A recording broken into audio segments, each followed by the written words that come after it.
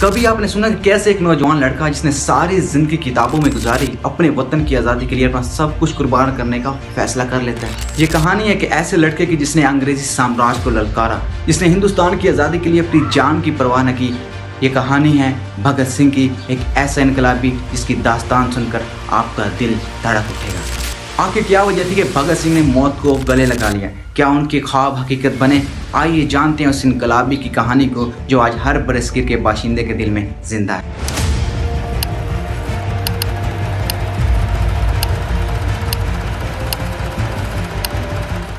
بھگت سنگھ 28 ستمبر 1907 کو پنجاب کے ضلع لائل پور، جو موجودہ پاکستان کا شہر فیصل آباد کے گاؤں بنگا میں پیدا ہوا تھے۔ بھگت سنگھ کے والد کشور سنگھ اور ان کے چچا اجیت سنگھ آزادی کی تحریکوں سے وابستہ تھے، جس نے بچپن ہی سے بھگت سنگھ پر گہرا اثر ڈالا۔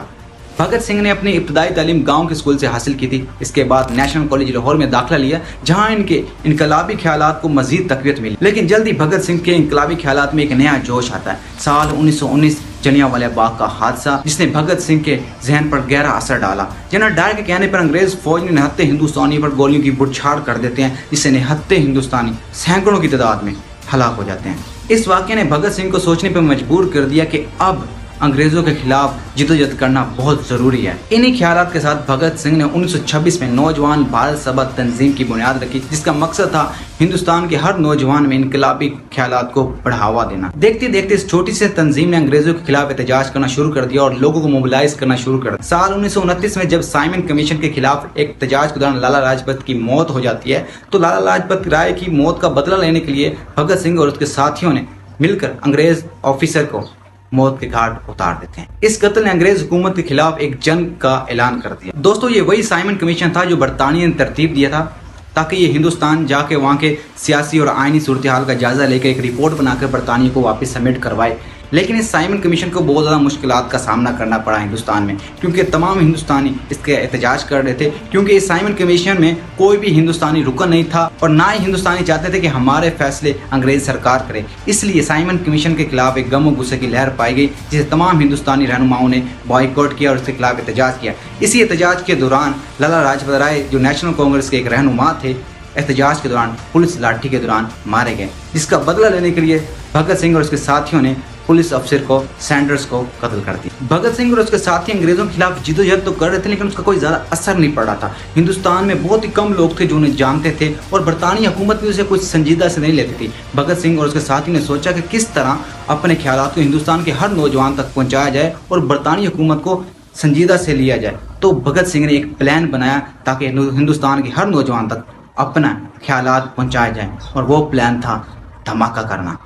لہذا پلان کے تحت 8 اپریل 1929 کو بھگت سنگھ اور ان کے ساتھی بٹو کشور دت نے دلی کی سینٹرل لیجسلیٹو اسمبلی میں 2 دھماکے کر دیے۔ اس دھماکے کا مقصد کسی کا جانی نقصان پہنچانا نہیں تھا، بلکہ انگریز حکومت کے خلاف احتجاج ریکارڈ کرانا تھا اور ہندوستانیوں کی توجہ اپنی طرف مرکوز کرنا تھا۔ ان دھماکوں کے بعد اسمبلی میں بھگدڑ مچ گئی، لیکن بھگت سنگھ اور اس کے ساتھی وہاں سے فرار نہیں ہوئے، بلکہ اپنے آپ کو سرنڈر کر دیا اور پولیس کے حوالے کر دیا پلان کے مطابق۔ اب ان دھماکوں کی گونج پورے ہندوستان میں گونجنے لگی۔ ہر بندہ یہ متجسس تھا کہ آخری دھماکے کیوں کیے گئے، اس کے پیچھے کون تھا اور اس کا مقصد کیا تھا دھماکے کرنے کا۔ ان دھماکوں کے بعد بھگت سنگھ اور اس کے ساتھی کو جیل میں ڈال دیا جاتا ہے۔ جیل میں جب دیکھتے ہیں کہ قیدیوں کے ساتھ برا سلوک ہو رہا ہے، تو اس کے احتجاج کرنے کے لیے بھگت سنگھ نے طویل عرصے تک بھوک ہڑتال کر دی۔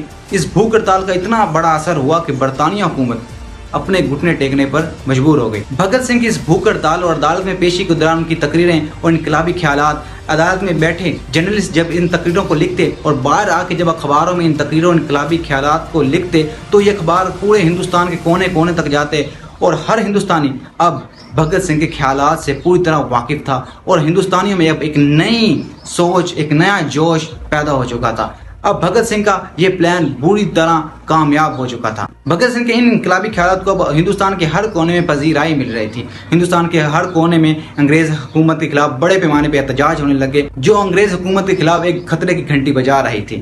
भगत सिंह और उसके साथी अब हिंदुस्तान की आवाम में एक हीरो के तौर पर सामने आ रहे थे। उस वक्त इस सारी सूरत हाल को देखकर उस वक्त की दो बड़ी सियासी जमातें कांग्रेस और मुस्लिम लीग भी पीछे न रही और भगत सिंह के और उसके साथियों के हक में बयानात जारी कर दिए। हालांकि गांधी भगत सिंह के ख्यालात से इख्तलाफ करते थे, वो तशद्दुद को पसंद नहीं करते थे बल्कि अदम तशद्दुद के कायल थे, लेकिन फिर भी भगत सिंह और उसके साथियों की रिहाई के लिए मुतालबा कर दिया। हिंदुस्तानियों के दिलों में भगत सिंह की मकबूलियत को बढ़ता हुआ देखे अंग्रेज हुकूमत को अपने तख्त की फिक्र लायक होगी।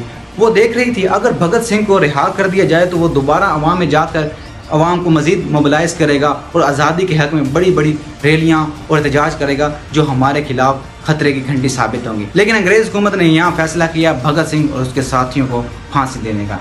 जैसे ही फांसी की सज़ा सुनाई जाती है अब हिंदुस्तान में बड़े पैमाने पर एहतजाज होने लग जाती हैं। बड़ी बड़ी पार्टियां मुस्लिम लीग कांग्रेस भी अब हक में निकल आती हैं और अंग्रेज़ों से मुतालबा करती हैं कि इनकी सज़ा को माफ़ किया जाए और हिंदुस्तानियों में एक बड़े पैमाने पर गम और गुस्से की लहर दौड़ रही थी। अंग्रेजों ने भगत सिंह को तो फांसी दे दी लेकिन इनके इनकलाबी ख्यालात को शिकस्त ना दे सके। भगत सिंह के इन इनकलाबी ख्यालात का नतीजा ये हुआ आखिरकार अंग्रेज हुकूमत हिंदुस्तान छोड़ने पर मजबूर हो गई, उसने अपने घुटने टेक दिए। भगत सिंह ने जो एक आज़ादी की तहरीक शुरू की थी, एक जो नारा था इनकलाब जिंदाबाद, बहुत ज़्यादा मशहूर हुआ, हिंदुस्तानी को सोचने पर मजबूर कर दिया आखिर ये अंग्रेज कौन होती हैं जो हम पर हुक्मरानी करें, हमारा माल लूट कर जाकर यूरोप बेचें। भगत सिंह के इन्हीं ख्यालात के हर हिंदुस्तानी को एक अलग अंदाज से सोचने पर मजबूर किया और अपना हक लेने पर मजबूर किया। आज भी भगत सिंह और उनके साथी आज़ादी के अजीम हीरो में शुमार किए जाते हैं। आज हम भगत सिंह और उनके साथियों को खराज तहसीन पेश करते हैं जिन्होंने हमारी आज़ादी के लिए इतनी बड़ी जिद्दजहद की। वीडियो अच्छी लगी हो तो लाइक सब्सक्राइब लाजिम कर दीजिएगा। मिलेंगे एक नेक्स्ट वीडियो में, तब तक अल्लाह हाफिज़।